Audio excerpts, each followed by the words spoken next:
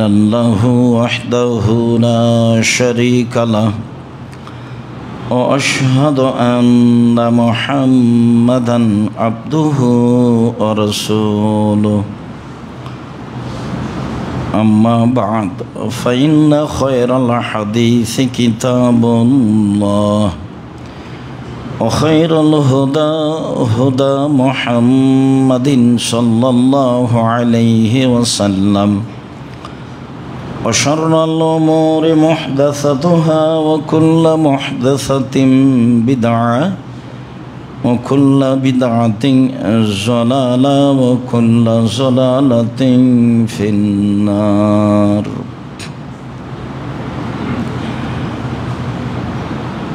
أعوذ بالله من الشيطان الرجيم.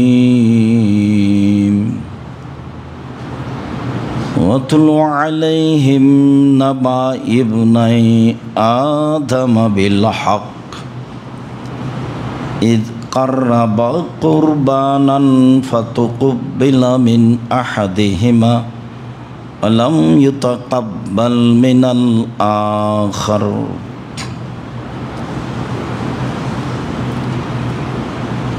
عن جابر رضي الله تعالى عنه قال قال رسول الله صلى الله عليه وسلم لا تذبحوا إلا مسنة রাহ মুসলিম। সম্মানিত জুমার সালাতে উপস্থিত দিনে মুসলিম ভাই বোন, প্রশংসা আল্লাহর জন্য, শান্তি অবতীর্ণ হোক আল্লাহর রাসূলের উপর সাল্লাল্লাহু আলাইহি ওয়াসাল্লাম। বিগত জুমার অবগতি অনুযায়ী আজ জুমার খুতবায় বক্তব্যের বিষয় কুরবানি।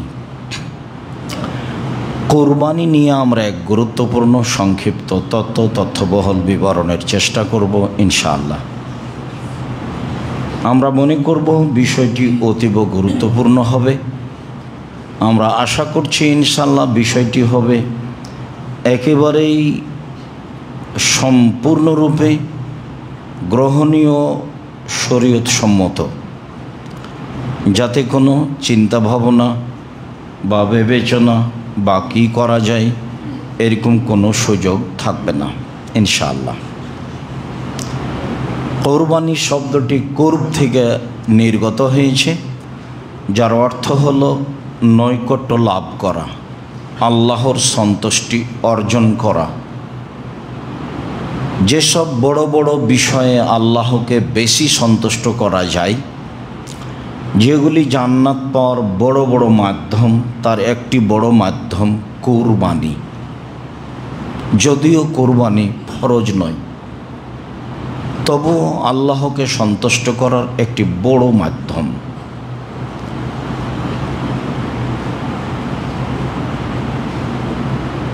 আজ থেকে নিয়ে প্রায় ৫,৫০০ বছর পূর্বে ইরাকের ব্যাবিলন শহরের উর নামক গ্রামে ইব্রাহিম আলাইহিস সালাম জন্মগ্রহণ করেছিলেন।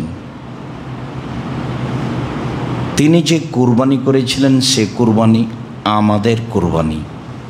তবে কুরবানি প্রথা আদম আলাইহিস সালাম থেকেই চালু রয়েছে। এ ব্যাপারে আল্লাহ তাআলা বলেন, ওয়াতলু আলাইহিম নাবা ইবনাই আদাম বিল হক। মুহাম্মদ সাল্লাল্লাহু আলাইহি সাল্লাম আপনি আদমের দুই ছেলের ঘটনাটি মানুষের সামনে পড়ে পরিবেশ করুন। ঘটনা সত্য। তারা দুই ভাই আল্লাহর নিকটে কুরবানি পেশ করেছিল। তাদের দুইজনের একজনের কুরবানি কবুল হয়েছিল, অপরজনের কুরবানি কবুল হয়নি। বলছিলাম কুরবানি প্রথা আদম আলাইহিস সালাম থেকেই চালু রয়েছে। আদম আলাইহিস সালামের এক ছেলে এক মেয়ে একসাথে জন্ম নিত। আগের ছেলে পরের মেয়ে, পরের ছেলে আগের মেয়ে, এভাবে তিনি বিবাহ দিতেন। কাবিলের সাথে জন্ম নিয়েছিল ইগলিমা, আর হাবিলের সাথে জন্ম নিয়েছিল লিওয়াজা। ইকলিমা দেখতে বেশি সুন্দরী ছিল লিওয়াজার চেয়ে। সময় আসলে আদম আলাইহিসসালাম দুই ছেলেকে বিবাহের প্রস্তাব দিলেন।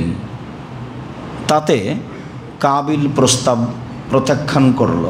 কাবিল বলল, আমার সাথে যে মেয়ে জন্ম নিয়েছে আমি তাকে বিবাহ করতে ইচ্ছুক।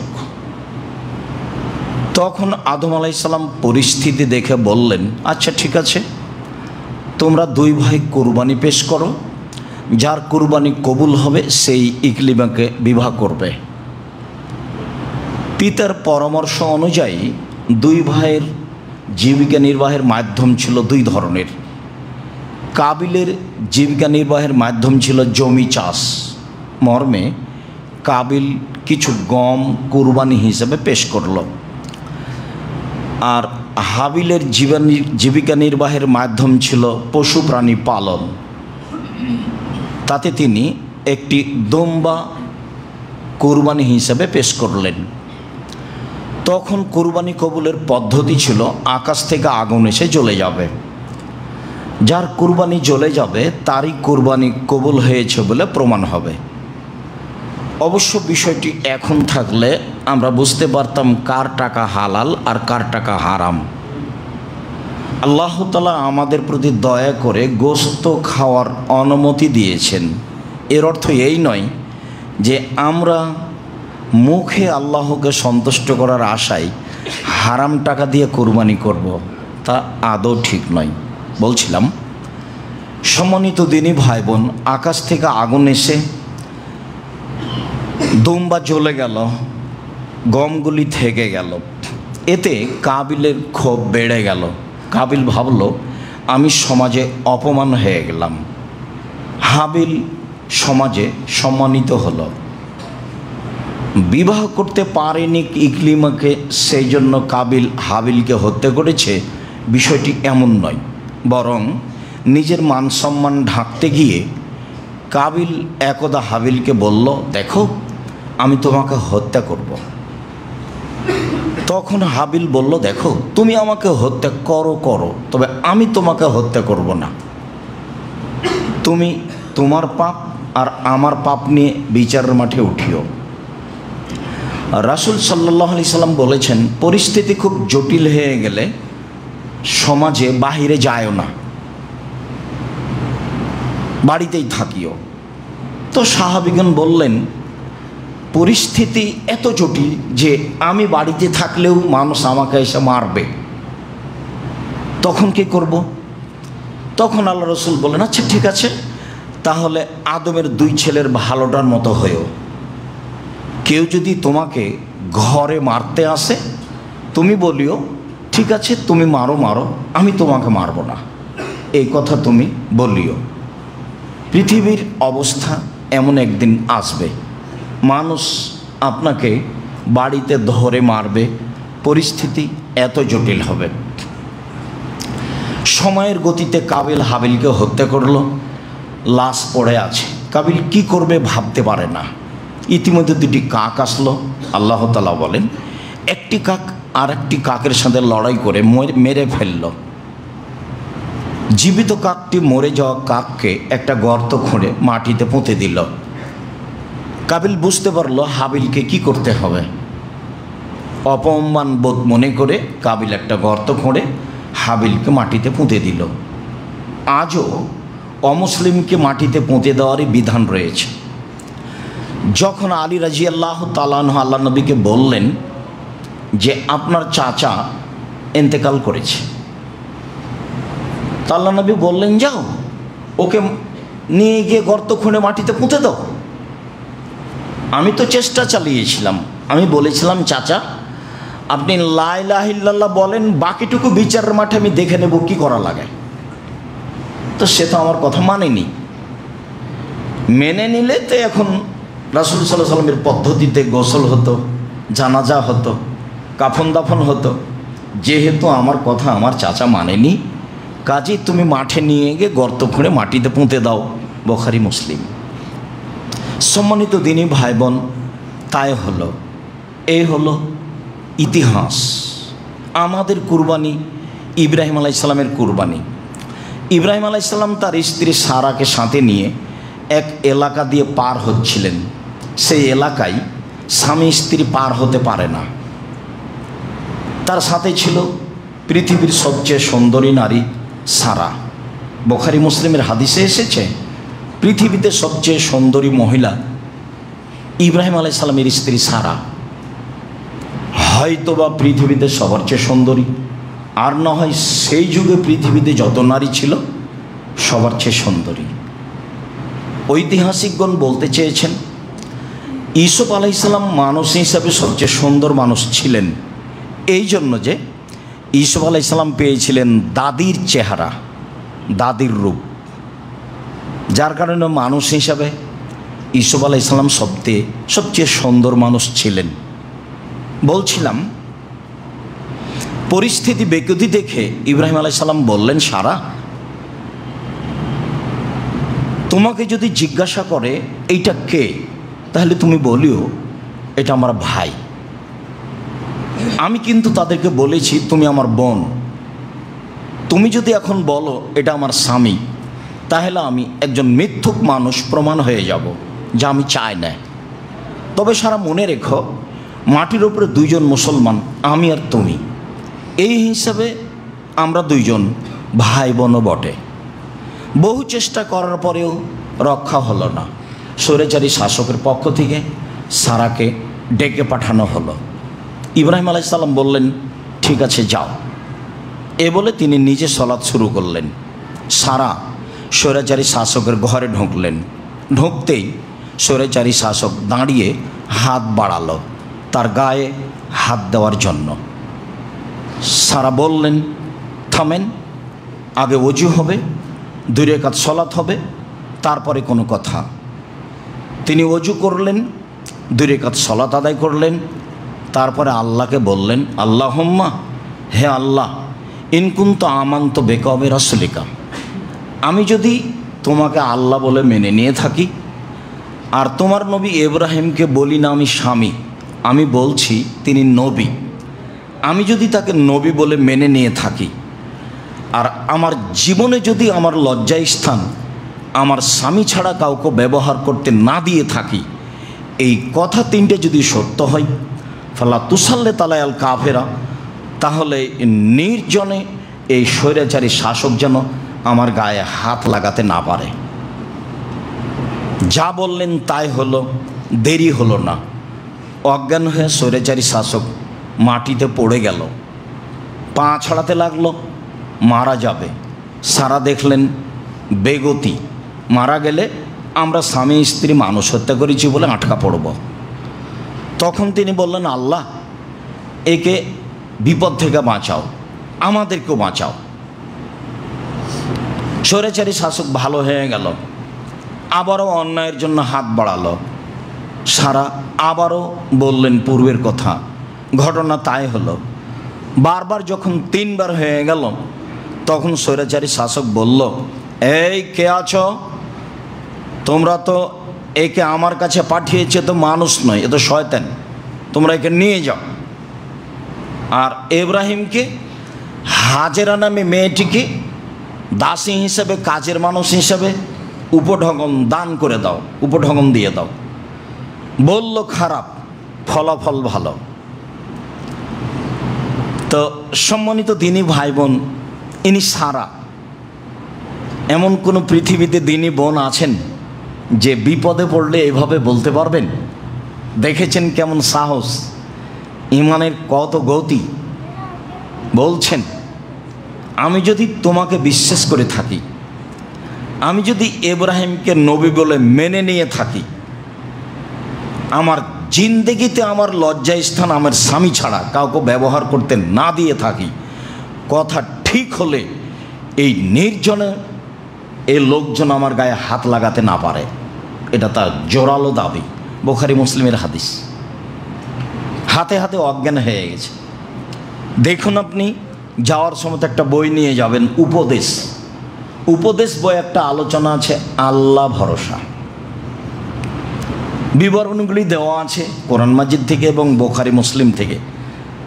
জীবনে চেষ্টা করেছি মানুষের কাছে সঠিক ধর্ম পৌঁছানো, চেষ্টাতে ত্রুটি করেছি তা আমার মনে বলে না। যদি ভুল হয়ে থাকে তাহলে চেষ্টাই ভুল হয়েছে, আর যদি ভুল না হয়ে থাকে তাহলে যা বলেছি, যা লিখেছি তা সত্য বলেছি, সত্য লিখেছি। কোনো স্বার্থ দিয়ে কোনো কাজ করিনি বলে আমার দৃঢ়তা। যাক, সারা হাজারাকে সাথে নিয়ে স্বামীর কাছে চলে গেলেন। বললেন স্বৈরাচারী শাসক সফল হতে পারেনি, তাকে আল্লাহ ব্যর্থ করেছে। সে একটা কাজের মেয়ে দাসী হিসেবে হাজারাকে সাথে দিয়েছে। 3 জন মানুষ চললেন স্বদেশে, বসবাস করতে লাগলেন। এক পর্যায়ে হাজেরা সারাকে বললেন, হাজেরাকে বললেন, হাজেরা, আমাদের তো কোনো ছেলে মেয়ে নেই, তুমি তো দাসী হিসেবে আসো, তো তুমি আমার স্বামীর সাথে বিবাহ বন্ধনে আবদ্ধ হও, যদি আমাদের কোনো ছেলে মেয়ে হয় ভালো হবে। তো হাজেরা বললেন, দেখেন আপা, যা আছি ভালো আছি, বিবাহ হলে ভালোবাসায় ফাটাল ফাটবে, তখন আমরা টিকতে পারবো না, এমনিতেই থাকি। এরপরেও সারার বারবার বলার কারণে এক পর্যায়ে হাজেরার সাথে ইব্রাহিম আলাইহিস সালামের বিবাহ হয়ে গেল। এতে জন্ম নিল ইসমাইল আলাইহিস সালাম। পরিস্থিতি যা হওয়ার তাই হলো। 2 জনের মধ্যে, হাজেরা ও সারার মাঝে গণ্ডগোল দেখা দিল। পরিস্থিতি দেখে ইব্রাহিম আলাইহিস সালাম দুধের বাচ্চা ইসমাইল এবং স্ত্রী হাজারাকে নিয়ে চললেন সৌদি আরব কাবা ঘরের পানে। কিভাবে গেলেন লম্বা পথ, ইরাক ফিলিস্তিন থেকে আল্লাহ ভালো জানেন। ফাওয়াজাহুমা ইন্দা দাওহাতা ফওকা জামজামা আলাল মসজিদে। দুধের বাচ্চা ইসমাইলকে এবং স্ত্রী হাজেরাকে কাবা ঘরের পাশে জমজম কূপের উপর পাকুড় গাছের নিচে রেখে দিয়ে উল্টা মুখে চললেন, কিছু না বলে। পিছে পিছে স্ত্রী হাজেরা হাঁটতে লাগলেন আর বলতে লাগলেন, আয়না তাজহাব ইব্রাহিম, ইব্রাহিম কোথায় যাচ্ছেন? আয়না তাজহাব ইব্রাহিম, ইব্রাহিম কোথায় যাচ্ছেন? আয়না তাজহাব ইব্রাহিম, ইব্রাহিম কোথায় যাচ্ছেন? ও তাতর কোনা বেহা জলাদি আল্লাহ জেলে গেছে বিনলাশায়। এমন একটা উপত্যকায় ছেড়ে যাচ্ছেন যেখানে মানুষ তো নেই, নেই ঘাস পাতাও নেই। আপনি তো আমাকে কিছু বলবেন, কিছু বলবেন না আমাকে?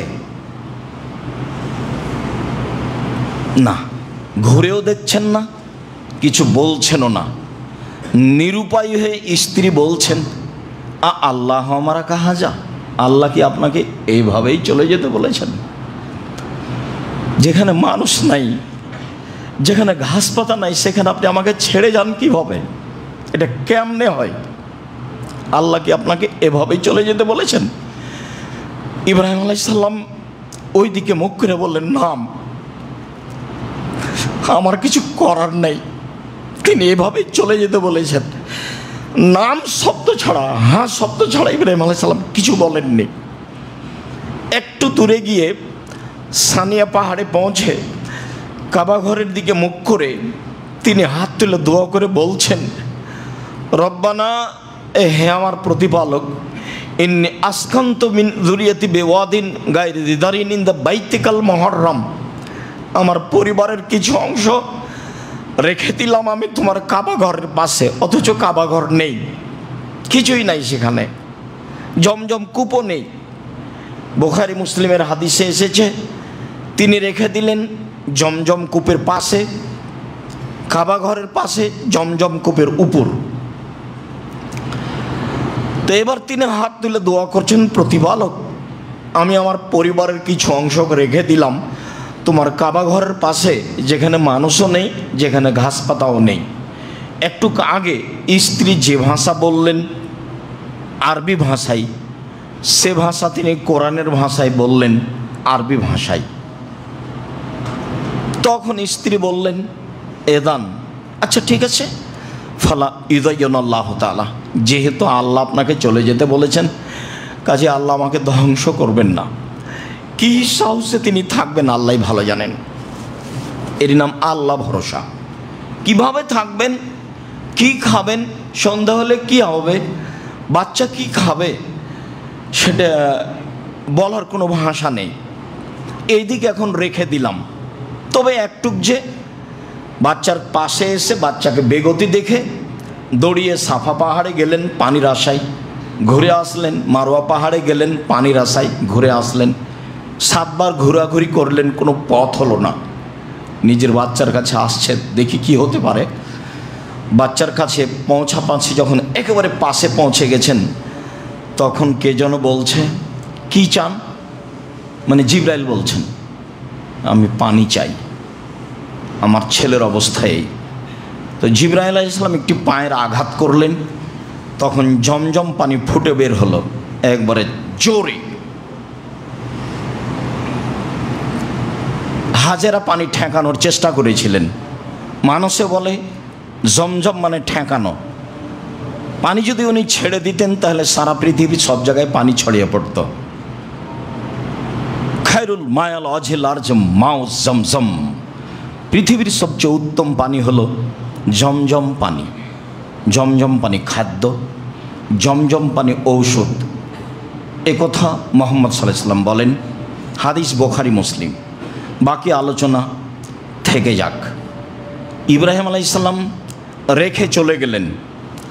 অনেক দিন পরে আসলেন, আহাল পরিবার দেখে আসি। ইতিমধ্যে ছেলে বড় হয়ে গেছে, একটু দৌড়াতে পারে। ফালাম্মা বালাগা মা হুসায়, যখন বাচ্চা দৌড়াতে পারে, খুব সুন্দর চেহারা, ঢকঢক ঝকঝকে টকটকে ছেলে, 5-7 বছর বয়স হতে পারে। এসে বাচ্চাকে দেখে বলছেন, বোনাইয়া, ও আমার আদরের ছেলে, ইন্নি আরাফিল মানামে আন্নি আদবাহকা ফাংজুর মা যা তারা। বৎস, আব্বু আমি স্বপ্নে দেখছি তোমাকে কুরবানি করছি, তোমার মতামত কি? ছেলে বলছে, তার মানে বুঝ হয়েছে। ছেলে বলছে, ইয়াবা তিফাল মা তুমারু সাতাজুদুনি ইনশাআল্লাহু মিনাস সাবিরিন। আব্বা, আপনি যা স্বপ্নে দেখেছেন তা বাস্তবায়ন করুন, আপনি আমাকে ধৈর্যশীল পাবেন। ছেলেরা হাত পা বাঁধা হলো, চোখে পটি লাগানো হলো, এগুলো সব অহেতুক মিথ্যা কথা, মিথ্যা তাফসীর। ছেলে তো বলছে যে আপনি আমাকে ধৈর্যশীল পাবেন, আবার ছুরির নিচে লোহা লাগিয়ে দেওয়া হয়েছে সেজন্য ছুরি কাটে না, এগুলো সব অহেতুক মিথ্যা ইতিহাস। আল্লাহ ছুরিকে বলে দিয়েছেন তুমি কাটবা না, তোমার কাটার ক্ষমতা বন্ধ। বাস, জড়বস্তু আল্লাহর আদেশ মানে। কেন, কয়েকদিন আগেই তো ইব্রাহিম আলাইহিস সালামকে আগুনে ফেলা হয়েছিল, তখন আল্লাহ বললেন আগুন শীতল হয়ে যাও, তো বাস আগুন শীতল হয়ে গেল। আগুন আল্লাহর আদেশ মানে। আদম সন্তান বড় নিমুখ হারাম, সারাদিন অন্যায় করে, রাত 12টা 2টা 3টায় ঘুমায়, 9টা 10টায় উঠে।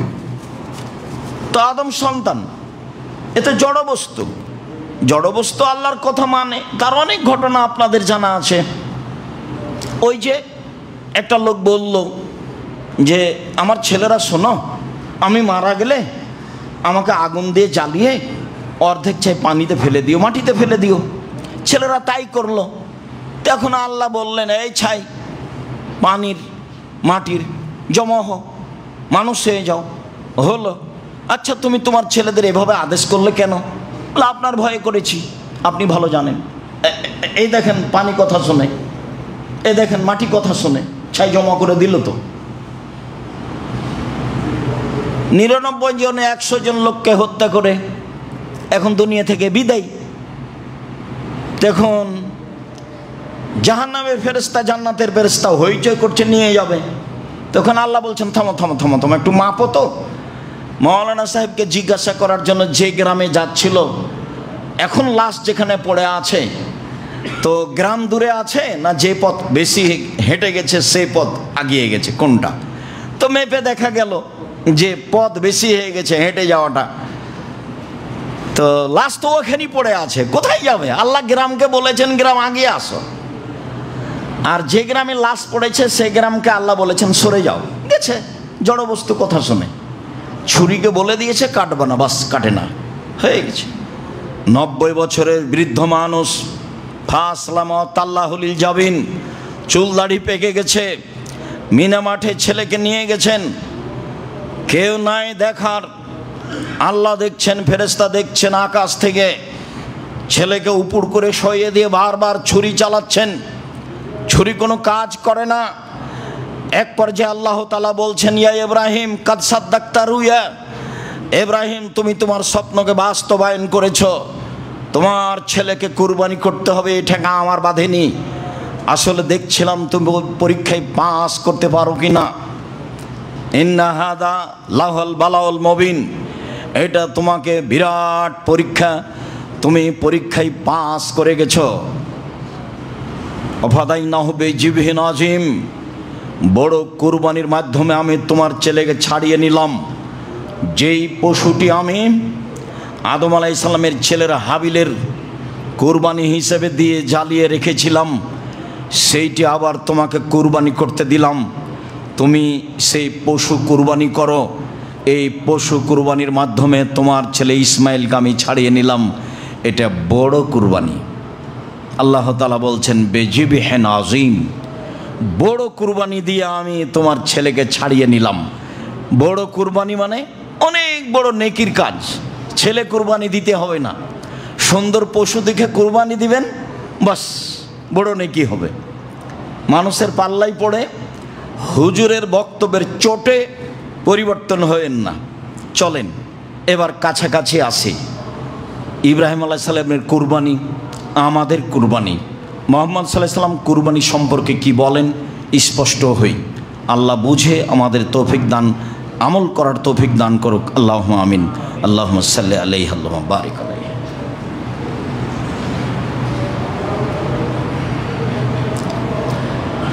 আলহামদুলিল্লাহ ওয়াহদা ওয়াসসালাতু ওয়াসসালামু আলা মান লা নাবিয়্যা বাদা। আবু হুরায়রা রাদিয়াল্লাহু তাআলা আনহু বলেন, রাসূল সাল্লাল্লাহু আলাইহি সাল্লাম বলেছেন, মান কানা লাহু সা ওয়ালাম ইজাহি ফালা ইয়াকরাবান্না মুসাল্লানা। যার অর্থ সম্পদ আছে কুরবানি করার, সে যদি কুরবানি না করে তাহলে সে যেন আমার ঈদের মাঠে না আসে। এই কথা মুহাম্মদ সাল্লাল্লাহু আলাইহি সাল্লাম বলেন। তাহলে কি কুরবানি ফরজ? জি না, কুরবানি ফরজ নয়। আল্লাহ রাসূলের একটু জোর দিলেন মানুষ যেন নেকি করে। আবু বকর সিদ্দিক রাদিয়াল্লাহু তাআলা, ওমর রাদিয়াল্লাহু তাআলা মাঝে মধ্যে কুরবানি করতেন না। কেন? যাতে করে মানুষ কুরবানিকে ফরজ মনে না করে। তবে কুরবানি একটি বড় মাধ্যম জান্নাতের। বিশাল কুরবানি দিয়ে আল্লাহ ইব্রাহিমের সন্তানকে ছাড়িয়ে নিয়েছেন। সেই কুরবানি আমাদের কুরবানি। কুরবানির কিছু বিধান।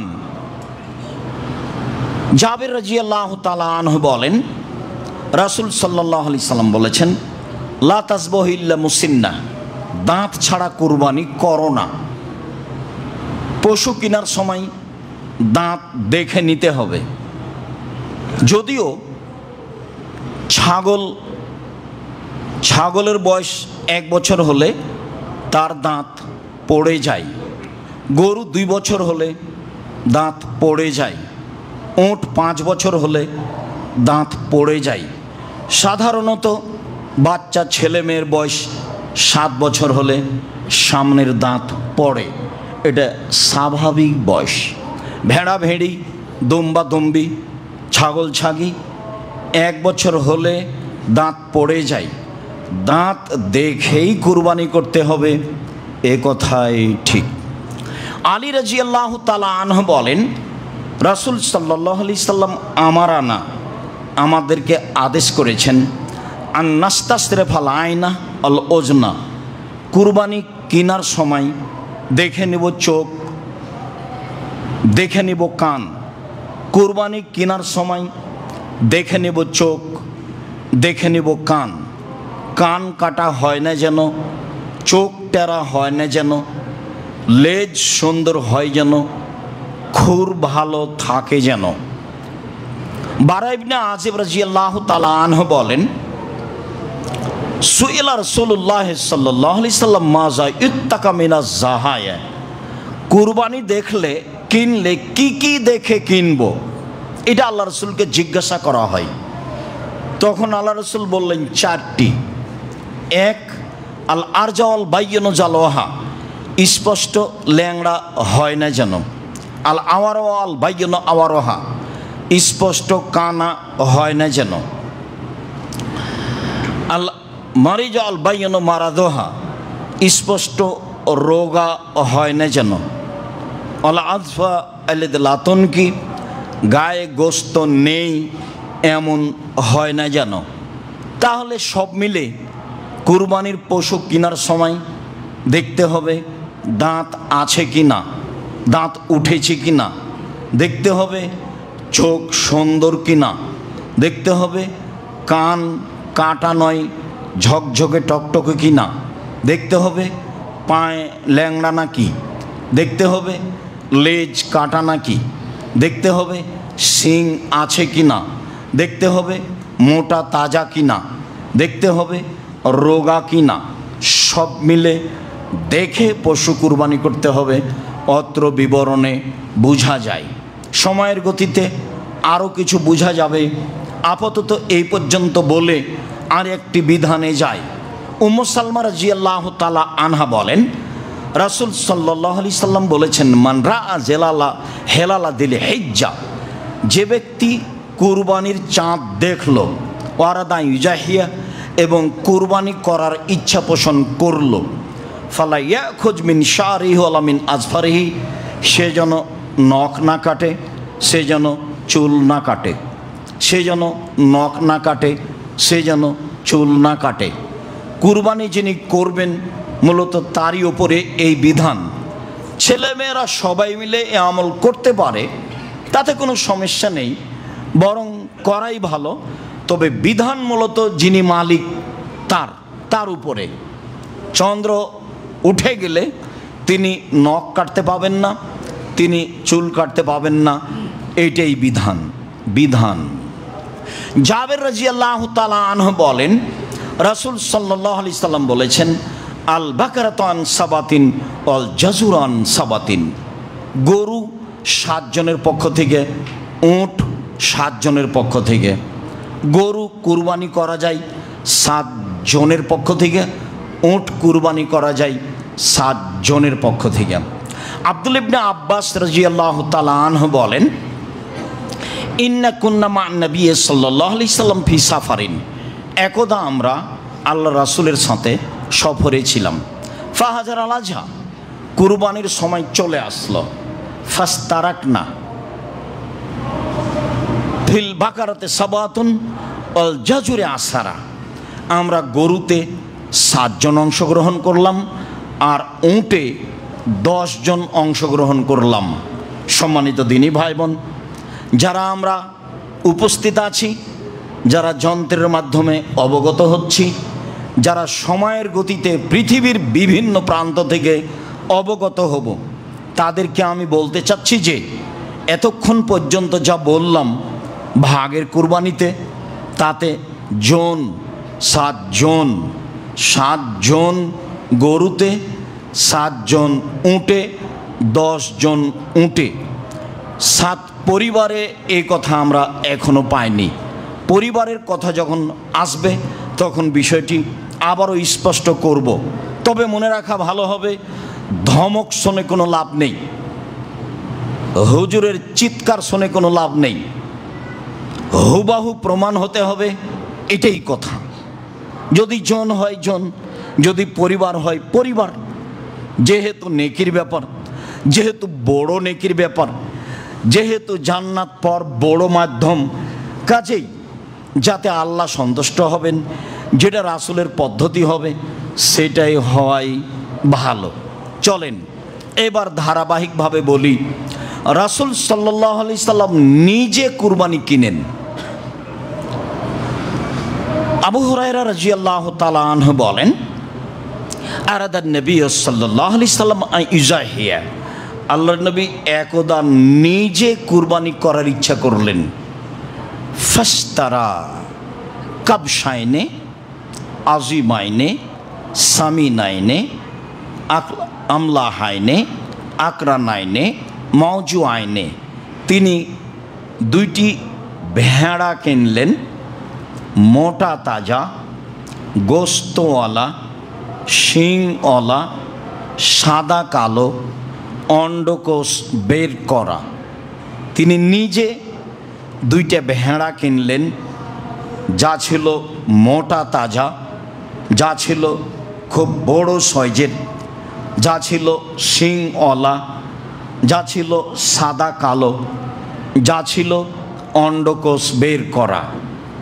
যেই বলুক অন্ডকোষ বের করলে তাতে খুঁত চলে আসলো কুরবানি হবে না, এটা তার একবারে নগদ মিথ্যা কথা এবং সরাসরি সহিহ হাদিসের বিরোধী কথা। অন্ডকোষ বের করা ষাঁড় গরু খাসি কুরবানি করতে হবে, এটাই সুন্নাত, এটাই সুন্নাত, এটাই সুন্নাত। সম্মানিত দিনী ভাই বোন, তারপরে আনাস রাদিয়াল্লাহু তাআলা আনহু বলেন, জাহা রাসূলুল্লাহ সাল্লাল্লাহু আলাইহি সাল্লাম কাবশাইনে, একদা আল্লাহর নবী দুইটি ভেড়া কুরবানি করলেন। আমলা হাইনে সাদা কালো, আকরান আইনে সিংওয়ালা। ফাযাবাহু বিয়াদিহি, তিনি নিজে হাতে জবে করলেন। তিনি বিসমিল্লাহ আল্লাহু আকবার বললেন। আনাস বলেন, রাআইতুহু, আমি নিজে দেখলাম। ফাওয়াজা কাদামাহু আলা সাবায়েমা, তিনি তার চোয়ালের উপরে, মাথার দিকে চোয়ালের উপরে পা রেখে দিলেন। অন্য বর্ণনে আসবে ফাজ যাও, ফেলে দিলেন, চোয়ালের উপরে পা রেখে দিলেন। বা চোয়ালটা আসলে গালকে বুঝায়, কিন্তু পরিস্থিতিতে সামনের দুই পাকে বুঝাচ্ছে। দুই পায়ের উপরে পা রেখে দিয়ে জবে করলেন। আমি তাকে তাকিয়ে দেখছি। তিনি জবে করার সময় বললেন, বিসমিল্লাহ আল্লাহু আকবার, আল্লাহর নামে, আল্লাহ সবচেয়ে বড়।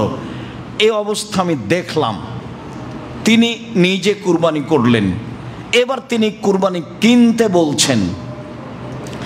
আয়েশা রাদিয়াল্লাহু তাআলা আনহা বলেন, আমার রাসূলুল্লাহ সাল্লাল্লাহু আলাইহি সাল্লাম বেকাবশিন, আল্লাহ রাসূল আদেশ করলেন, আনাস একটি ভেড়া কিনে নিয়ে আসো।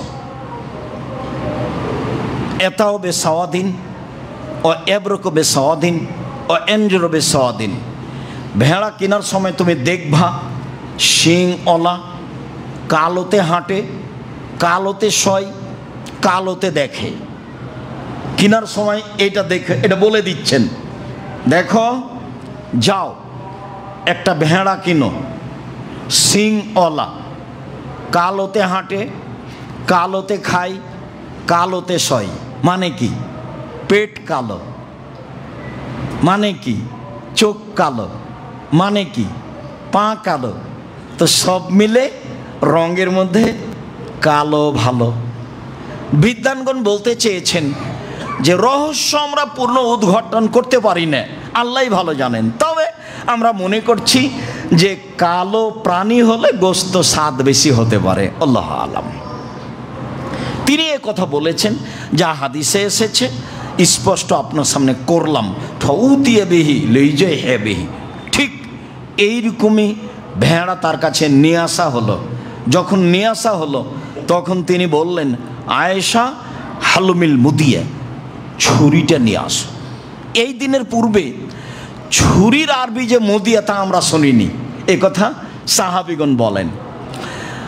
তো তিনি বললেন, আয়েশা ছুরিটা নিয়ে আসো। সুম্মা কালা, তারপর তিনি বললেন, আয়েশা ওয়াস হাজিহা বেহাজারিন, পাথর দিয়ে তাকে ধারালো করো। ছুরি ধারালো কাজ আমাদের দেশে পুরুষে করে।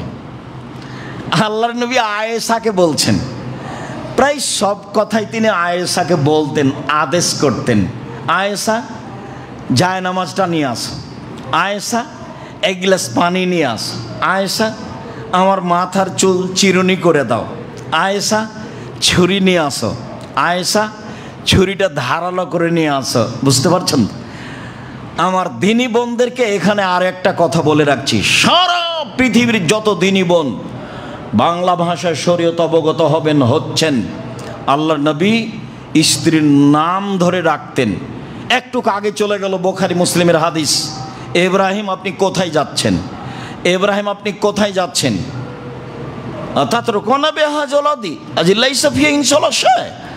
আপনি এমন একটা উপত্যকা রেখে যাচ্ছেন যেখানে মানুষজন নেই, ঘাস পাতাও নেই, বারবার স্বামীর নাম ধরে ডাকছেন। তো ইব্রাহিম কি কোনো সাধারণ মানুষ? ইব্রাহিম আমার মত আর আপনার মতো দেশের প্রেসিডেন্ট, দেশের মন্ত্রী? ইব্রাহিম আলাইহিস সালামের কাছে আপনার 5 পয়সা দাম আছে? পৃথিবীর এত বড় মানুষকে তার স্ত্রী বলছেন ইব্রাহিম, মানে স্বামীর নাম ধরে ডাকাই ভালো। কেউ যদি বলে স্বামীর নাম ধরে ডাকলে বেয়াদবি, বেয়াদবি বলাই বেয়াদবি। মানুষের নাম ধরে ডাকতে হবে, এটাই সুন্নাত। দেশের কোনো কোনো জায়গাতে আছে, কোনো মহিলা যদি স্বামীর নাম ধরে ডাকে তাহলে তার স্বামী মারা যাবে, ও স্বামীকে খেয়ে নিলে, ও হলো কুলক্ষণী বউ। এগুলো প্রথা আছে।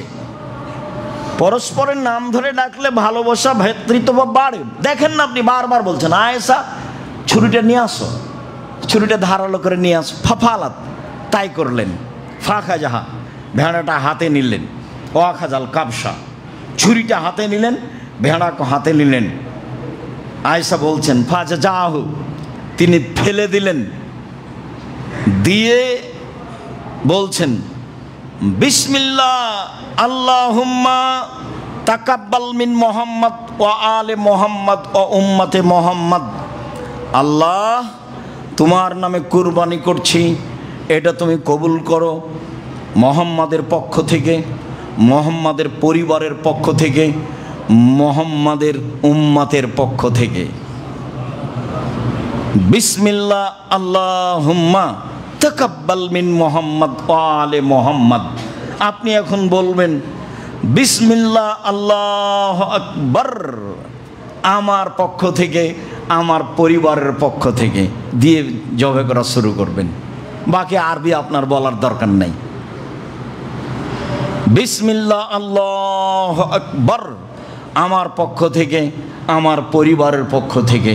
এবার চলেন যাই, ধারাবাহিক কয়েকটা হাদিস পেশ করি যে আপনার পক্ষ থেকে আর আপনার পরিবারের পক্ষ থেকে একটি প্রাণী কুরবানি করতে হবে। প্রমাণে এই বুখারী মুসলিমের হাদিস 1, যেটা এখন বললাম, এইটা।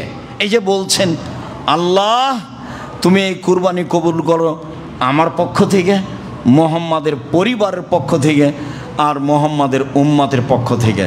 তাহলে তার পক্ষ থেকে আর তার পরিবারের পক্ষ থেকে একটি ভেড়া কুরবানি করলেন।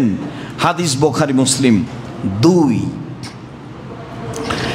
আয়েশা রাদিয়াল্লাহু তাআলা আনহা বলেন ইন্না রাসূলুল্লাহ সাল্লাল্লাহু আলাইহি সাল্লাম আনহারা আন আলি মুহাম্মদ ফি হাজ্জাতিল ওয়াদায়ে বাকারাতান ওয়াহিদা। আল্লাহর নবী তার পরিবারের পক্ষ থেকে একটি গাভী গরু কোরবানি করেছিলেন বিদায় হজে।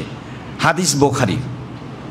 আল্লাহর নবী তার স্ত্রীদের পক্ষ থেকে, তার পরিবারের পক্ষ থেকে একটি গাভী, একটি গরু কুরবানি করেছিলেন। হাদিস বুখারী। আব্দুল্লাহ ইবনে হিশাম বলেন কানা নবী সাল্লাল্লাহু আলাইহি সাল্লাম ইজাহি বিসাত আন জামিয়া আহলিহি। আল্লাহর নবী একটি ভেড়া কুরবানি করেছিলেন তার পরিবারের সবার পক্ষ থেকে। একটি ভেড়া কুরবানি করেছিলেন তার পরিবারের সবার পক্ষ থেকে। মেখনাফ ইবনে হানিফ বলেন যে ইন্না কুন্না মান নবী সাল্লাল্লাহু আলাইহি সাল্লাম বেআরাফাতা ফি হাজ্জাতিল ওয়াদায়। আমরা রাসূলের পাশে ছিলাম বিদায় হজের দিন। আমরা রাসূলের পাশে ছিলাম বিদায় হজের দিন। তিনি বক্তব্যের এক পর্যায়ে বললেন ইয়া আইয়ুহান নাস, হে পৃথিবীর মানুষ, মনে রেখো ইন্না আলা কুল্লি আহলি বাইতিন ফি কুল্লি আমিন উজিয়া। প্রত্যেক পরিবারের পক্ষ থেকে একটি কুরবানি হতে হবে। হে পৃথিবীর মানুষ, মনে রেখো কিয়ামত পর্যন্ত অন্তত একটি পরিবারের পক্ষ থেকে একটি প্রাণী কুরবানি হতে হবে। আতা ইবনে ইয়াসার রাদিয়াল্লাহু তাআলা আনহু বলেন, সাআলতু আবু আইয়ুব আল আনসারী, আমি আইয়ুব আনসারীকে জিজ্ঞাসা করলাম, আচ্ছা ভাইজান, কাইফা কানাতি যাহায়া ফি আহাদি রাসূলিল্লাহ সাল্লাল্লাহু আলাইহি সাল্লাম, রাসূলের যুগে কুরবানির প্রথাটা কেমন ছিল? রাসূলের যুগে সাহাবীগণ কিভাবে কুরবানি করতেন, এটা জিজ্ঞাসা। এখন আবু আইয়ুব আনসারী বিশিষ্ট সাহাবী, উনি বলছেন, কানা রাজুলু ইজাহিবিস সাত, লোক মানুষ জবে করত একটি ছাগল,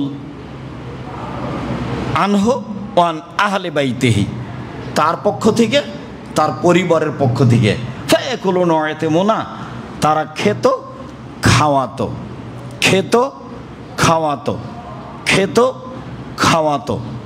এখন পর্যন্ত আপনার সামনে 4 থেকে 5টি হাদিস পেশ করলাম, সবই প্রমাণ করে ব্যক্তি ও তার পরিবারের পক্ষ থেকে একটি প্রাণী, ব্যক্তি ও তার পরিবারের পক্ষ থেকে একটি প্রাণী। হজের মৌসুমে তিনি কুরবানি করেছিলেন 100টি উট, 63টি নিজে হাতে করেছিলেন, বাকি আলীকে করতে বলেছিলেন। ওই বুখারী মুসলিমের হাদিসে বোঝা যায়, যেহেতু কুরবানি অনেক বড় নেকির কাজ, যার যেমন টাকা আছে সে তেমন করে নেবে, নেকি হিসেবে 10টা 2টা 5টা 1টা, যে যা পারে। সম্মানিত দিনী ভাই বোন, এখানে আর একটু কথা বলার পূর্বে আবারও পিছে ফিরে আসি। পিছে ফিরে এসে বলি, জরুরি কথা যে ভাগে কুরবানির প্রমাণে কোনো হাদিস নেই। ভাগে কুরবানির প্রমাণে আছে জন, ব্যক্তি। যদিও হাদিসগুলি সফরের সাথে সম্পৃক্ত, সফরের কথা না বললেও ব্যক্তি ও পরিবারের পক্ষ থেকে কোনো হাদিস নেই। এ যাবৎ 1990 সাল থেকে নিয়ে এখন পর্যন্ত 7 পরিবারের পক্ষ থেকে একটি প্রাণী কুরবানি করতে হবে, এমন কোনো হাদিস আমরা অবগত হতে পারিনি। এদেশের আহলে হাদিস হিসেবে একজন বড় মাওলানা ছিলেন আব্দুল্লাহিল কাফি আল কুরাইশি রাহিমাহুল্লাহ, জমিয়তের প্রধান ব্যক্তি ছিলেন এবং বড় পণ্ডিত মানুষ ছিলেন। আল্লাহ তাকে মাফ করুক, তার কবরের শাস্তি মাফ করুক, তার কবরকে প্রশস্ত আলোকিত করুক। তিনি বলেছেন, একটি গরুতে 7টি পরিবার অংশগ্রহণ করবে, এমন কোনো হাদিস অবগত আমি নই। আর আমি আব্দুর রাজ্জাক বিন ইউসুফ সাধারণ মানুষ, একেবারেই সাধারণ। আপনাকে আমি খুব ভালোবাসি। আমার দীর্ঘ 35 বছরের তদন্তে আমার বিদ্যা কম, তদন্ত করি বেশি, আপনার বিদ্যা বেশি, এটা আমি মেনে নিই। আমার তদন্তের অভাব নাই আলহামদুলিল্লাহ। তাতে আমার অবগতিতে একটা গরুতে, একটা প্রাণীতে 7টা পরিবার অংশগ্রহণ করবে, এমন কোনো হাদিস এই যাবৎ প্রমাণ হয়নি, কিয়ামত পর্যন্ত প্রমাণ হবে না বলে আমার জোরালো দাবি। সম্মানিত দিনী ভাই বোন, ইনশাআল্লাহ। এরপরে আমি বলছি, পরিবারের পক্ষ থেকে পশু কুরবানি করুন। টাকা বেশি আছে, ঢাকায় ব্যবস্থা রয়েছে আজও উট কুরবানি করার, করেন, উট কুরবানি করেন, বেশি নেকির ব্যাপার, একাধিক করেন। তো টাকা কম আছে, ষাঁড় করেন, কয়েক লক্ষ টাকা দিয়ে বড় মোটা তাজা হৃষ্টপুষ্ট ষাঁড় কিনেন। টাকা কম আছে, খাসি কিনেন। টাকা কম আছে, ছাগি কিনেন। ছাগি বুঝি না, যেগুলো বাচ্চা দেয়। টাকা কম আছে, ভেড়া ভেড়ি কিনেন। আজও বাজারে ভেড়া ভেড়ির দাম সবচেয়ে কম। একটা ভাগা নিতে যা টাকা লাগবে তাতে অন্তত 3টে ভেড়া কিনে পাওয়া যাবে। আপনি কার কথাই পড়ে ভাগে কুরবানি কিনতে গেলেন, আবার কলিজা নিয়ে সমস্যা, আবার হাড় নিয়ে সমস্যা, আবার ভাগ নিয়ে সমস্যা। এতদিন তো নাড়ি ভুঁড়ি নিত না মানুষ, এখন তো নেই। নাড়ি ভুঁড়ি নিয়ে সমস্যা, পা নিয়ে সমস্যা, এত বোঝা আপনি কেন মাথায় করতে গেলেন? যতই ধমক দেখাক না কেন, বলার গতি এভাবে আছে। কে বলেছে চলবে না, এইভাবে বলা আছে। আমি ওইভাবে বলিনি, তবে আমি বলছি আমার ৩৫ বছরের তদন্তে ভাগে পরিবারের পক্ষ থেকে কুরবানির কোনো প্রমাণ নেই। 7 জন আছে, 7 পরিবার নেই। আশা যে আমি কথা স্পষ্ট করতে পেরেছি। সম্মানিত দিনী ভাই বোন, দ্বিতীয় যেটা বলতে চাচ্ছি সেটা হলো এই যে দেখে কিনতে হবে ঠিকঠাক আছে কিনা, কান, নাক, লেজ, দাঁত, পা রোগা কিনা, মোটা তাজা কিনা, শিং আছে কিনা। শুনুন, হাদিস সহি। কিনে নিয়ে এসে যদি শিং ভেঙে যায় তাহলে এটা বিক্রি করে দেন, আর একটা কিনেন। যদিও অনেকে বলতে চেয়েছেন যে কিনে যদি নিয়ে আসার পরে ভেঙে যায় তাহলে করতে পারে, আপনি পরিবর্তন করে দেন, সেটাই ভালো। নিখুঁত প্রাণী কুরবানি করেন। আমি আপনাকে জোরালোভাবে অনুরোধ জানাচ্ছি, আপনি আমার দিনী ভাই, আপনি আমার দিনী বোন, জরুরি কথা যে চন্দ্র উঠলে নখ কাটা যাবে না, চুল কাটা যাবে না, এটাই বিধান। তবে পশু প্রাণী প্রয়োজনে জবে করতে পারেন। আত্মীয় স্বজন এসেছে, গরু ছাগল জবে করবেন না, সেটা করেন, তাতে কোনো সমস্যা নেই। আপনি নখ কাটতে পাবেন না, আপনি চুল কাটতে পাবেন না।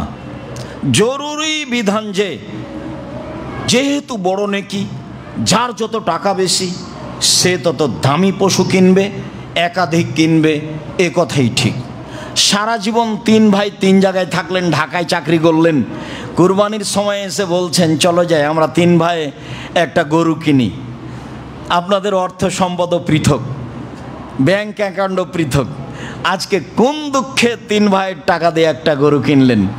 হ্যাঁ, আমার পরামর্শ শোনেন, 3 ভাইয়ের টাকা দিয়ে একটা গরু কিনেন, সেটা আপনার আব্বার নামে করেন, আর আপনারা 3 ভাই মিলে 3টা ছাগল কুরবানি করেন, তাহলে সবারই হলো। দেখেন তো পরামর্শটা ভালো হয় কিনা, এটাই হতে হবে। আপনি কম দামে কিনেন, দেখে সুন্দর বাজার একটা ছোট্ট ছাগল কিনেন, দাঁত হয়েছে বেশ সুন্দর ঝকঝকে, 10,000 12,000 15,000 কিনেন। ভুল পথে যাচ্ছেন কেন?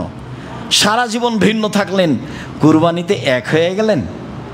আপনি বুঝলেন নিজের মতো, আল্লাহ বুঝে না। আপনি গোস্তের জন্য কুরবানি করতে চাচ্ছেন কেন? এই ক্ষেত্রে ফিরে আসতে হবে, ফিরে আসতেই হবে। আরও জরুরি কথা যে কুরবানির গোস্ত 3 ভাগ করতে হবে, এমন কথা আল্লাহর নবী বলেননি। 3 ভাগ করলে গুনাহ হবে এ কথা নয়।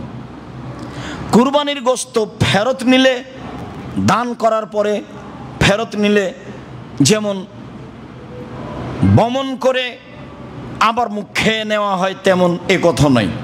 কুরবানির গোস্ত খুব দামি জিনিস, আপনি ফকির মিসকিনকে দিবেন আর নিজে খাবেন। আল্লাহ তাআলা বলেন কুলু ওয়াতিমুল বায়েসাল ফকির, তোমরা নিজেরা খাও আর ফকির মিসকিন অসহায় মানুষকে খাওয়াও। আমাদের দেশে যে প্রথা হয়েছে সেটা পছন্দ নয়, তবে করতে পারে। কি প্রথা হয়েছে? আরে 3 ভাগ করো, করে বলে 1 ভাগ ফকির মিসকিনকে দাও, আর 1 ভাগ আত্মীয় স্বজনকে দেও খাও, আর 1 ভাগ জমা রাখো। তাহলে কুরবানি দিয়ে আত্মীয় স্বজন বজায় রাখতে হবে। এখন মানুষ প্রথা ধরে নিয়েছে চাঁপাইনবাবগঞ্জের মতো, যে কুরবানিতে জামাইকে দাবাত দিতে হবে, মেয়ের শ্বশুরকে দিতে হবে, ছেলের শ্বশুরকে দিতে হবে, না হলে সবাই বলবে কৃপণ। এটা কেন করবেন? একটা বড় মাছ কিনে আজকে দিয়ে পাঠান, এর নাম হাদিয়া। কেন আপনি এইটা দিয়ে সম্পর্ক বজায় রাখতে হবে? এদিকে গেলেন কেন?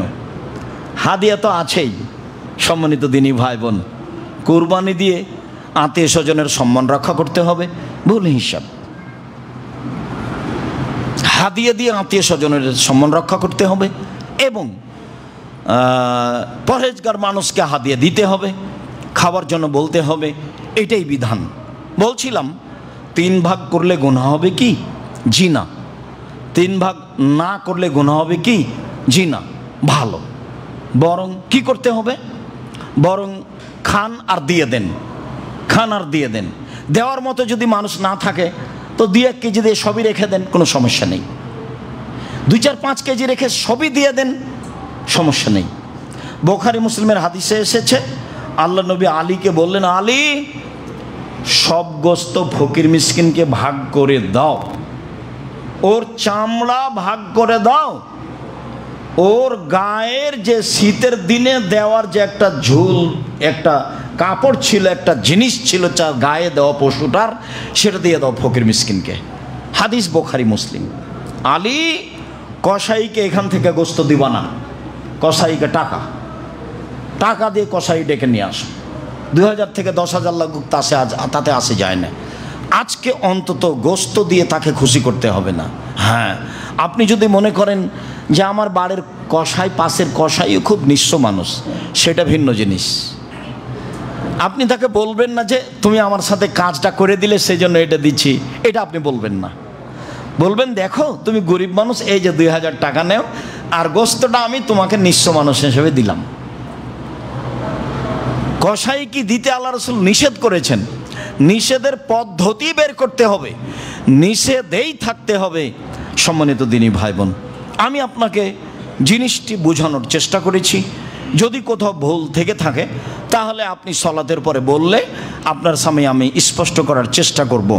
বলি, আল্লাহ তুমি আমাদেরকে বৈধ পয়সা দিয়ে কুরবানি করার তৌফিক দান করো, যাতে করে আমরা আল্লাহকে সন্তুষ্ট করতে পারি, তোমাকে সন্তুষ্ট করতে পারি। আল্লাহ, তুমি ফিলিস্তিনের অবস্থা দেখতে পাচ্ছ, তুমি সর্বশক্তিমান, তুমি যা আজিজ পরাক্রমশালী, আমরা এটা বিশ্বাস করি। দিনকে যেমন দিন বলি, রাত বলি না, রাতকে যেমন রাত বলি, দিন বলি না, এইটা যেমন বিশ্বাস করি, তেমন তোমাকে বিশ্বাস করি তুমি সর্বশক্তিমান। পৃথিবীর কোনো মানুষ তোমাকে ঠেকাতে পারে না।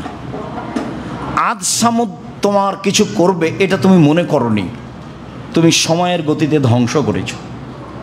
আমরা সাধারণ মানুষ, ফিলিস্তিন থেকে অনেক দূরে থাকি, তোমার দরবারে জুমার খুতবার শেষে আন্তরিকভাবে বলছি, তুমি সর্বশক্তিমান, তুমি আমাদের কথা কবুল করো।